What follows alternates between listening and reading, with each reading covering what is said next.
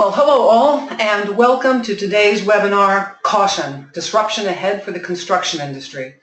My name is Jackie Thrasopoulos, and I'm Vice President of Marketing at B4 Consulting. Over the next 30 minutes, our panel will be discussing some of the top technology trends in the construction industry, such as high-def geolocation, next-gen 5D BIM, digital collaboration and mobility, the Internet of Things, and future-proof design and construction. But first, I'd like to introduce today's speakers. And first up is Jake Mackholtz, Vice President of Technology at Kiewit Corporation, headquartered in Omaha, Nebraska. Operating across North America, Mexico, and Australia, Kiewit is one of the largest and most respected organizations in construction, mining, and engineering. And as such, Jake and his team are pioneering technology innovations for construction companies, both big and small. And Jake will be detailing some of those technologies for us today. Also with us is Dustin Anderson.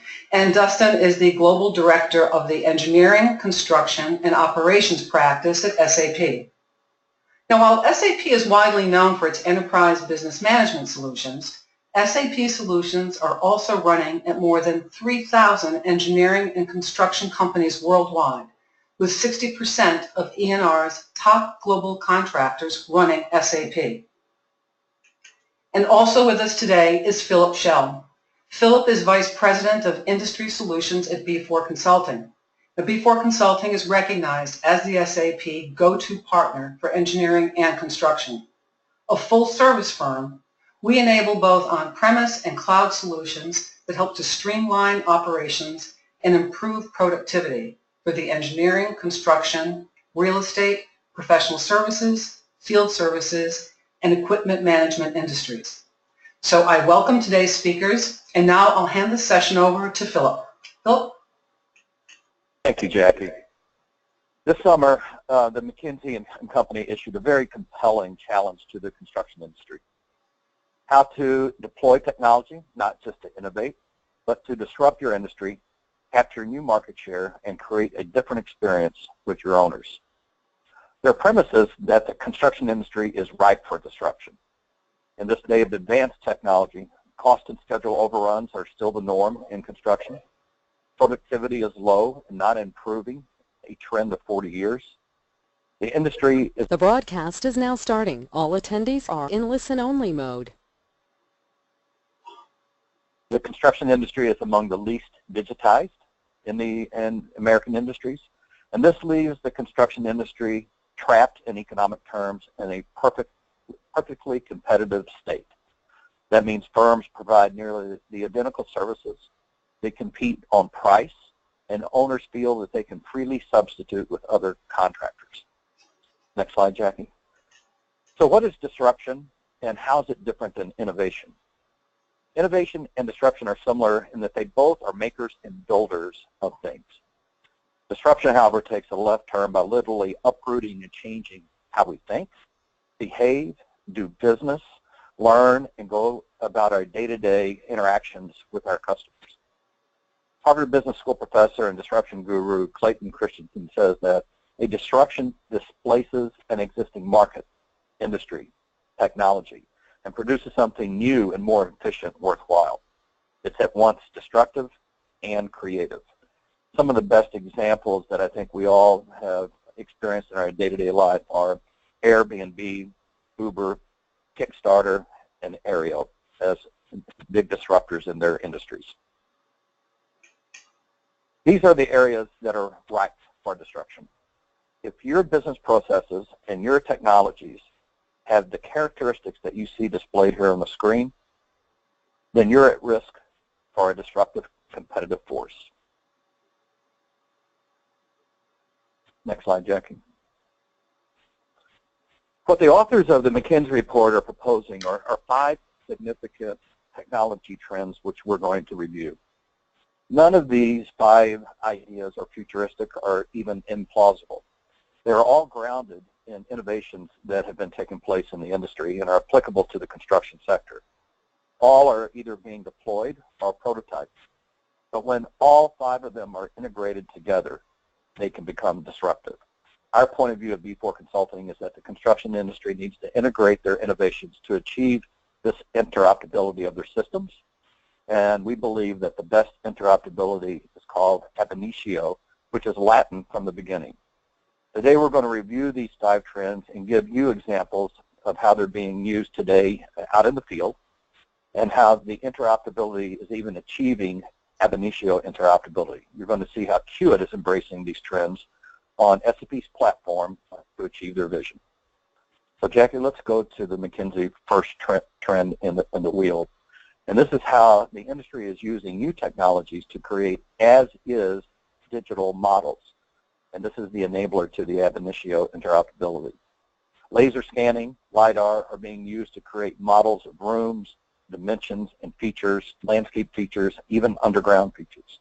This can make design models that build on top of these conditions even more accurate, preventing change orders, reducing the schedule overruns, and enabling off-site fabrication, which Dustin is going to show you in a few moments. These technologies have become very affordable, and they're rich with digitalized data that is useful downstream. This now digitally enables the next trend, which is design, and Jake Malcoltz will describe how Kiewit is using this data to digitalize the downstream processes. Jake? All right, thanks, Philip. So like Philip said, my name is Jake Malcoltz. I manage the technology group for Kiewit. I think Kiewit's a pretty interesting case study, especially as it compares to McKinsey. The first place that Kiewit really started embracing technology is the same spot that Philip left off there, which was our survey, our machine control, and this sort of thing. And really, where our story sort of picks up is on number 2. There is really working through the digital collaboration and mobility, and then ultimately working into what McKinsey describes as 5D. I think why Kiewit's it is interesting case study is we operate in North America, Australia, and over in Mexico, but probably bigger than anything is, the market diversity that we have. So, we're in the vertical building market, oil, gas, chemical. You can see in the water and wastewater facilities as well, and we do both self-performed contract work and general contracting. Next slide, please, Jackie. And when we really started looking at our digital transformation in 2011, one of the things we wanted to understand was why is engineering and construction so behind the rest of the different industries that are out there? And what we came to the conclusion was, and this is based on a study that was done by Stanford, is that really our industry has a hard time sharing information sort of in a real-time basis. And you can see that represented in this network diagram. Down on the lower right there, you can see the financial services area where information is shared readily. You can get to sort of anything you need at any time. And really largely the same way in the manufacturing, software, and media and entertainment. But if you look to the right of the slide there, what you see is really disconnects between procurement, construction, scheduling, estimating, our clients, and engineering. And an example of that is, if we go through and have a design change through engineering, how difficult it is to push down the construction over to our clients, up to procurement. And what that leads to is sort of versions of the truth in each one of those silos. And that was really the problem that we were facing in 2011 with our work as well. Maybe the next slide. So this is what we looked like in 2011. Our integrated solutions were largely our cell phones and emails. Out in the field, it was our radios, and then all of our processes were paper-based, whether it was our inspection forms, our time cards, our work plans, our drawings, and just really led to a lot of problems, challenges, and lots of manual steps in order to get done what we needed to get done in those days. Next slide, please. And so when we got going on our technology goals in 2011, and one of the things we focused on the most was we really needed a solution set that, you know, as we identify work to bid, and we go into the design and the estimate, it's a repeatable process. We've got standard account codes and standard designs that we use throughout that. That control budget, that information slides right down in the control budget over to project planning and right on back up to identifying work to bid, you know, with a single version of the truth. And what we also looked at was really our staff efficiency over time had really started to decrease. And so one of the measures for our technology overhaul was, you know, we wanted to raise our revenue per man year for our salaried staff by 50%. We wanted to become a data-driven organization. A lot of our decisions had been made by, you know, really gut feel and this sort of thing, and we needed data to help drive our decisions. We talked about we wanted to be repeatable with our design and construction, not too dissimilar to the manufacturing industry, and also, you know, really standardize those business processes. You saw the different diversity of work that Kiewit does, and we wanted a standard way to do work sort of all the way through those different industries. Next slide. So one of the things, you know, one of the examples of how we digitized our processes, we looked at two of our core field processes. One, daily visual inspection, where we would do over 2 million annual inspections of equipment on a yearly basis. And, you know, really this process was a operator, before they got into a piece of equipment, would write down any issues or problems with that piece of equipment. The operator then would hand that off to the foreman. The foreman ultimately would get it over to the mechanics. The mechanics would probably not understand what was written on the paper, so they'd have to go back out and check the machine for whatever issues were described. And largely this would take us a week to 2 weeks to get a piece of equipment fixed up per the operator's instructions. And meanwhile, the operator continues to write down the same thing over time. Another good example is our time cards, where we would do over 1 million of them annually. You know, and we'd write down all the folks that were working on the operation, the hours that they had. The foreman would try and take a shot at, you know, multiplying, did we win or did we lose for the day, and then capture all the notes for what happened on the project, and just not a great way to really show what was going on a daily basis, so that, you know, we could really consume that information. So we really focused in on these two to start off our initial run. Next one, please. So a good example of this is, you know, our field data capture and mobility is, you know, really this play of the day process. And this is a process that we use to plan the day before, capture the time and the quantities out in the field, and then review the results the next day. And, you know, really just enhanced our overall capability to understand what was going on the next day. So, you know, as we plan this out, the foreman the next day has that information in front of them. What do they need to do in order to make money, cost versus budget that day?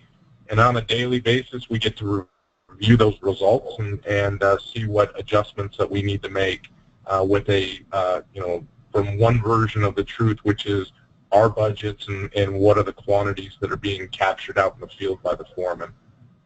Maybe next slide. Another great example of this is really digitizing our workforce planning.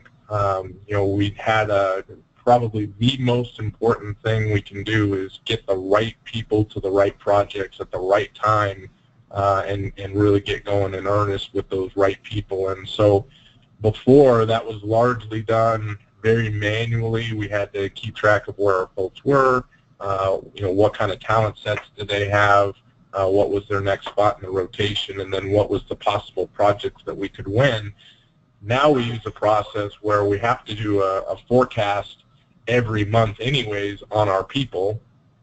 Those dates are then integrated with our HCM system, or our human capital management system. And then our estimators are are really providing us with, hey, who are the people that it looks like we could win some of this work? So we're able to use some of our analytics, decide which projects we're going to potentially win, which ones we have the best chances of winning, and then start planning for our people where they might go. Once that work has been won, we really can go in and dive in and see who are the best people available based on rotations, based on skill sets that can apply to this work, and then ultimately assign them via HCM so that that process just starts over and over and over again. And again, one of these core processes that really digitizing helps provide us with the best people on the project at the right time. Next slide. So that gives you two examples of how we digitized our processes. We had many, many, many more. I wanted to give a couple examples and then really move into the next generation, which McKinsey describes. So we've digitized our processes. We've gotten good at our survey work and being able to capture that information out in the field. This is really what they described, McKinsey describes as 5D building information models. And this was certainly one of the heart of what we thought would really move the needle for Kiewit. But the big challenge we had, although we had digitized our processes, we really needed to integrate that design into those processes. And because we're in such a diverse marketplace, we really use all of the major authoring platforms in order to design our work with. And if we were to try and make integrations to all those different locations, you can see you really have a sort of a technology nightmare. So we worked together with our partners over at N8, and they created a product called Infinity that is commercially available. And what it does is it takes the CAD authoring solutions and then integrates it tightly with all of our processes downstream. So we can tie together the design, and it can be from multiple designers based on multiple platforms, and then tie it to some of our digital processes. So quantities, procurement, schedule, project costs. And so, we don't have to, you can do that information, or you can capture that information in your typical process, bring it all together, and I'll show you what that looks like now. Go ahead and go to the next slide. So the 5 use cases that we've laid out here, and there's many, many more. Infinity really represents the infinite dimensions that you can sort of look at on a project. But the first one we've shown here is our model versioning control. Critical ingredient. We talked about earlier how that pass from engineering over to construction largely had wound up with some islands of information. So now on a real-time basis, as there's a new design kicked out, we can really manage that design, take it to the next step, which is taking off those quantities, and then help the designers manage to the most efficient design possible. From there, from that information, we can go straight to procurement, buy the goods and parts and pieces that we need for the project. We digitize that procurement piece, and then this ties right on top of that. And then the next step there is then you get the visual progress side of the house. And so now we're integrating into schedule, so we can see, are the parts and pieces ordered, what got accomplished out in the field, and start making adjustments based on that real-time information of how the project's being constructed.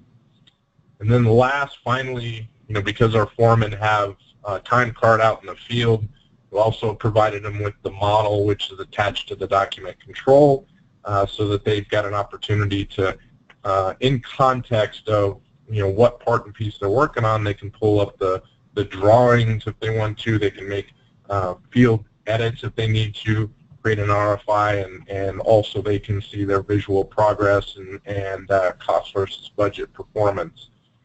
So really that is the key elements. Again, there's many other ways where we're using Infinity to really help make our projects more efficient and more transparent to our clients, but we thought we'd share those couple of use cases. Maybe next slide. And now I'll turn it over to Dustin to describe how we're how we're moving into the next sections of the McKinsey report. Yeah, thank you so much, Jake. It's great to hear background on what you're doing at Kiewit. Very encouraging to see technology driving a difference in your firm. So we're going to talk about the fourth and fifth points from McKinsey's study here. And the first one is the Internet of Things. One of the common threads between what Philip shared and what Jake shared is the massive amount of data that is available and being collected.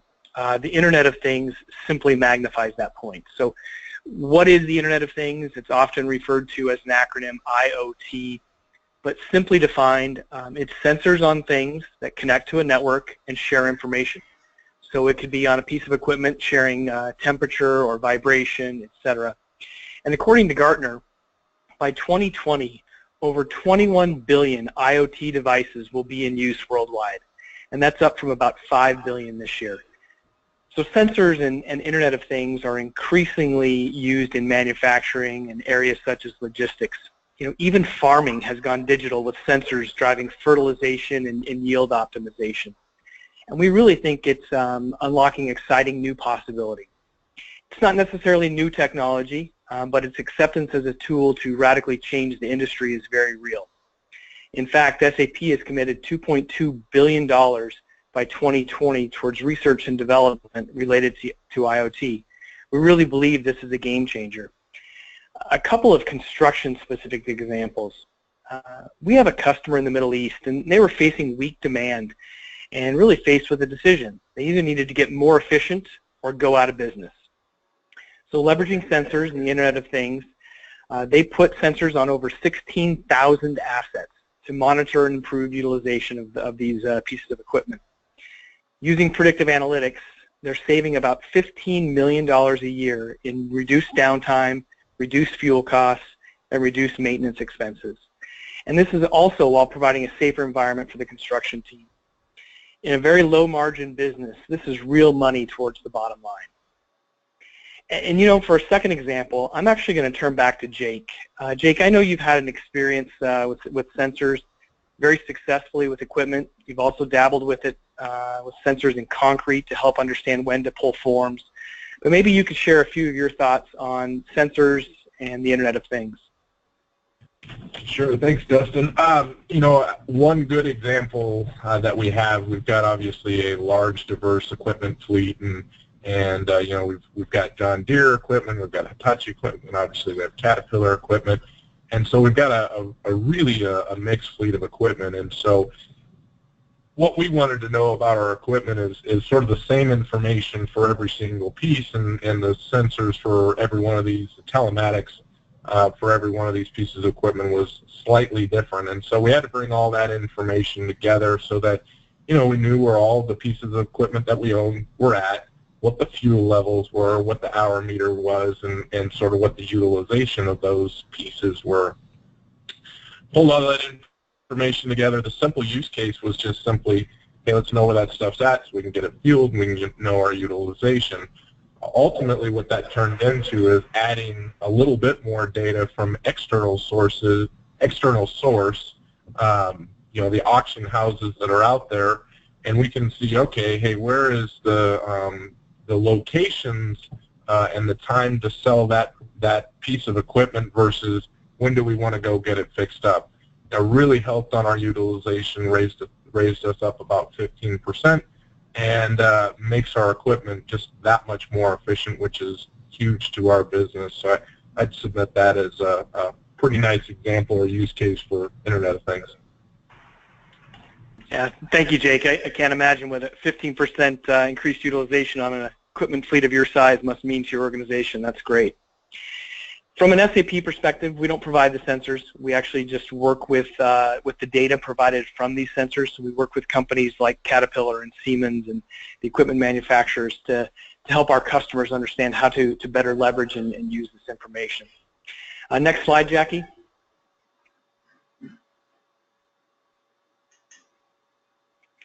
So designing with materials and methods of the future, perhaps the biggest disruptor of these topics is the evolution in the industry of both materials and delivery methods. Obviously, there are new materials such as self-healing concrete, aerogels, nanomaterials They're constantly altering how we deliver projects and how they're constructed and designed. However, I'm going to focus a couple minutes on the innovative approaches to delivery, such as 3D printing, prefabrication, project manufacturing, etc. We see these methods can lower costs, speed up construction, and also provide improved quality and safety. And what you're seeing on the screen here is an example from one of our customers. This is an example of 3D printing with our customer in Amsterdam, Heijmans. And they actually recently printed a 3D bridge, metal bridge, across the canal in Amsterdam. Now, it wasn't, again, without challenges, and as they're figuring out this process, they ultimately ended up printing it in a warehouse due to pedestrian traffic concerns. But ultimately, they believe this is going to lead to a 25% reduction in material costs and a 50% reduction in labor costs. Next slide, Jackie. The other piece of a delivery method is portable and modular buildings is continuing to gain momentum, utilizing prefabrication, off-site manufacturing with on-site assembly, and really this could be as big a disruptor as any in our industry. Next slide. Many of you have probably heard this story. A Chinese company built a 57-story building in 19 days. It's just amazing. But even more amazing is they exceeded most of today's building standards and eliminated 15,000 truckloads of material waste. Next slide. Now, in complete disclosure, the assembly process took 19 days. There was off-site manufacturing that took lead time and preparation. And you can see from these pictures the manufacturing and warehouse facilities that were required for this project. The top left is a great depiction of that, and you can see what's taking place inside. But the bottom line is quality was impeccable, and the whole project was incredibly labor efficient. Go ahead and move to the next slide, Jackie. So I have this quote up for a couple of reasons, and I'm going to go ahead and read it. It's from Ray Kurzweil, who's a futurist and a Google executive. But the problem is a lot of people, when they think about the future, they think about it linearly. They think they're going to continue to address problems using today's tools at today's pace of progress. And, you know, I think that we're at a tipping point within construction and an opportunity to really disrupt this industry. And a great example of that, I mentioned that this is beneficial for a couple of reasons, but Google being in the Silicon Valley, we've had a chance to work with exciting new startups in the industry, and most don't think of the construction industry as a place for startups. But there's a firm in Northern California that's recently been formed by a bunch of high-tech executives that come from the Silicon Valley. And after observing the industry from the outside, they really believed that there was yet another way to construct. So they're tying design, supply chain, manufacturing, and construction together with technology to deliver construction projects in a different and more effective and efficient manner. So they're leveraging some of their best practices from manufacturing and supply chain and high tech, coupled with experts from construction. And what we really see is that they believe they can build buildings 50% faster at 50% of the cost, and ultimately having an asset that is 50% more effective from an operational standpoint. So these new delivery methods are really going to disrupt our industry, and there will be outside players and your current competitors that embrace these that are really going to have a chance to make a difference. So that kind of concludes my piece of this. I'm going to turn it back over to Philip for conclusions, and we'll go from there. Thanks, Dustin. Hopefully you've seen that these real-life examples of technology that are in place today are certainly meeting the challenge that the McKinsey Report laid out. And also, hopefully you'll see that these ideas are plausible. These are things that are being done by companies like Kiewit out in the industry today. They're all grounded in innovations that are very applicable to the construction sector, and they have been deployed or prototyped in some places around the industry. But it's when they are all five integrated together, they become disruptive. And one of the characteristics of disruption is the changing of the experience that the owner has with the firm that has crossed over to this disruptive methodology. I'd like Jake just to make a quick comment in closing. What has been the impact of the relationship with the owner? We see the impact out in the field with some of your activities, but how is your technology starting to shape your relationship with your owners, Jake? Good question, Philip. The way I describe that is technology is now becoming an expectation for our owners, that we have good practices, procedures, documented processes, and that we share data with them more and more and more, right? So that they have the same access to the same data that we have, and they can see where there's holdups on the project, and we can all work together in a more collaborative fashion. And so, as we see, contract models adjust and change from just rip and read hard bid to, now maybe we've got the whole entire project from financing all the way to operate and maintain to somewhere in the middle with CM at risk, that communication is so important, and everybody has to stay in the loop because all the parties are so critically important. So I'd say that's probably, closing that gap on communication that we showed earlier is an expectation of our clients, and the more that we can do of that, sort of the better off we'll be as an industry. Thanks, Jake. Jackie, I think we are concluding here and ready to perhaps take some questions that any of the attendees might have. Thank you, Philip, and thank you, Jake and Dustin. So open up the session to any questions anyone has. You can send them in through the question or chat box. Just give it a couple minutes.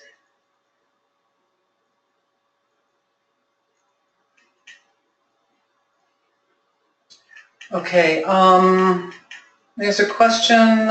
Jake, can you describe how behaviors in the field changed with a daily knowledge of how productive the crews were? Sure. I think a couple of things have changed for us. Number one, we feel like we have better plans that we're pushing over to the foreman on a daily basis, but probably more important is that feedback that we get back from the field. So number one, if a foreman doesn't make their production necessarily for the day, a lot of times now we're getting good feedback as to what happened, right? So if we've got a chronic problem, we can get it fixed much more quickly.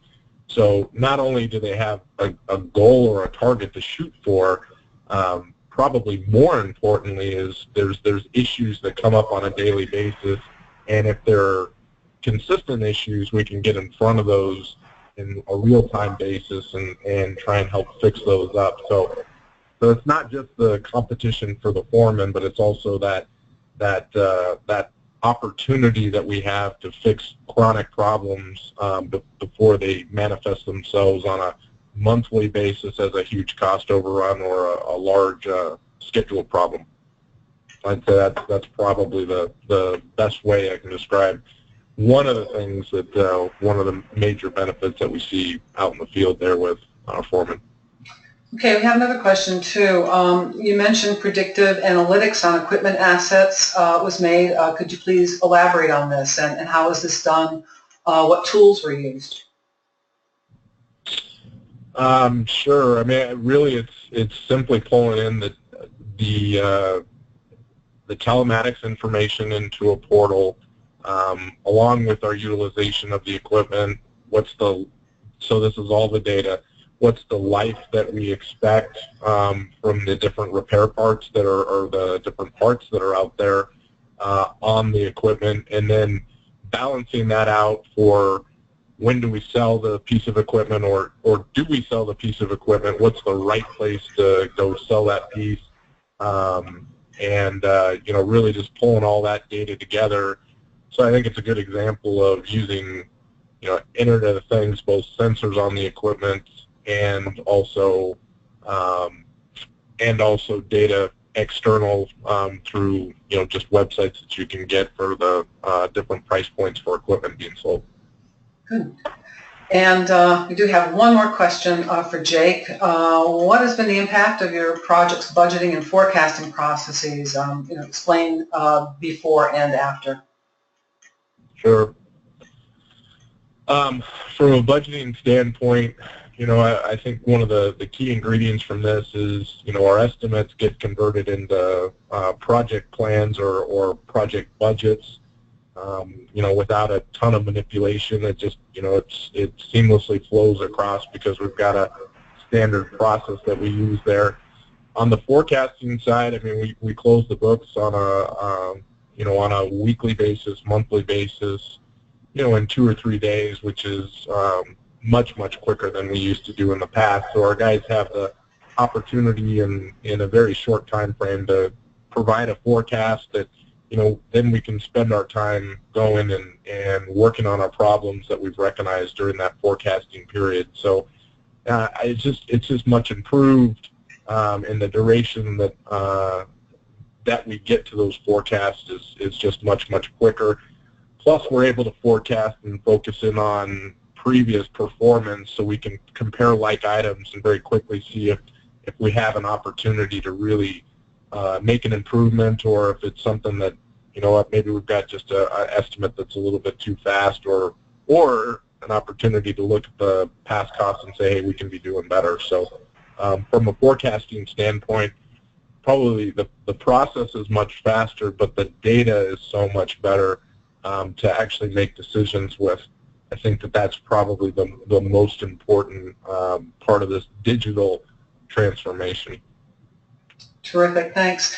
There are a couple more questions that have come in, but with consideration to time, I think that we'll address those offline. I want to thank Jake and Dustin and Philip for today's session, and remind everyone that a recording of the session will be made available to all registrants. And I also got a question on the McKinsey report, and I will send a link out to access that report as well.